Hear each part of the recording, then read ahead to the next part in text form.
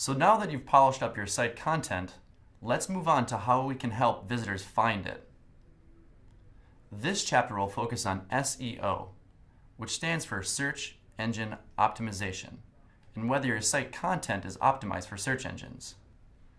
Google uses crawlers, which constantly scan the internet to collect and index new content. This includes the content featured on your website. Let's take a look at Google to better understand this concept. First, it's important to know that a Google search engine results page is divided into sections that feature free links called organic results, as well as sponsored links or paid results. The organic link results are listed in the middle of the page. The sponsored results appear above and to the right of them. Again, these sponsored results differ from the organic ones that they're paid for. We'll talk about online adverts in more advanced lessons. Now, let's say you own a hair salon for kids in Boston. People searching online for such a place may type search phrase kids hair salon Boston into Google. For your website to appear on the list of search results, Google needs to understand what it's about.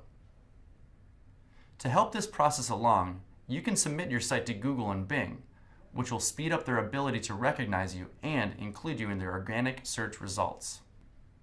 The second goal of this lesson is to submit your website to Google and Bing. To learn how to do this, visit this lesson's Download Materials section. We all know that the higher your website appears on the list of search results, the more visits it'll gain. But don't worry, there are ways to work toward getting a higher Google ranking.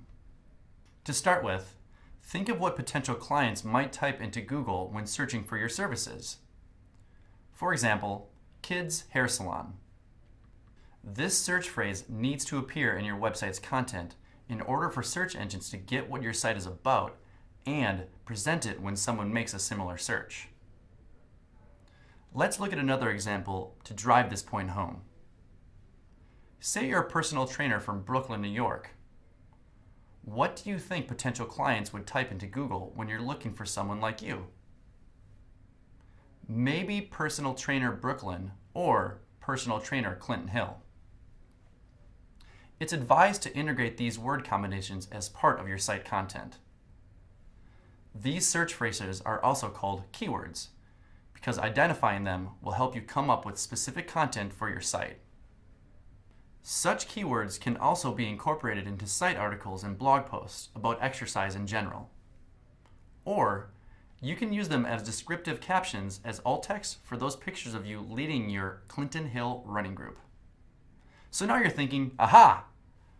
I'll just write all my keywords 1,000 times on each page and then I'll appear as #1 on Google. No. Google can detect when someone is trying to deceive it. Don't overuse keywords or put them in sentences where they don't sound natural. A basic SEO rule of thumb is to write for people, not search engines. Google can detect when you're writing for its robots, and it doesn't approve. My way of doing it is to first come up with the content, whether it's an image, title, or blog post, and use my own words. Then I optimize the content by replacing those words with my identified keywords. The third goal for this lesson is to figure out one search phrase and incorporate it into your site. It should be between 1 to 4 words long. Again, think about what potential clients would type into a search engine as if they were trying to find what you offer. Be aware that it may take some time for search engines to figure out what your website is all about and to suggest it in their search results. Just like offline, it also takes time for an actual business to gain brand recognition and popularity. If you're a little overwhelmed by this whole SEO concept, don't worry. Wix offers an SEO wizard to help improve your site's SEO through a step-by-step guide. Basically, the wizard is a tool that shows you how many times a particular search phrase appears on your site. The fourth and final goal for this lesson is to use the wizard to check if your site is optimized for the phrase you already came up with.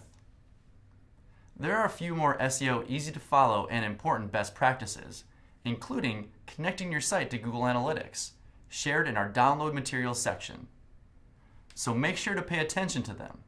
Even better, if you have any insecurities about SEO after you finish watching this class, we strongly recommend watching our SEO 101 lesson.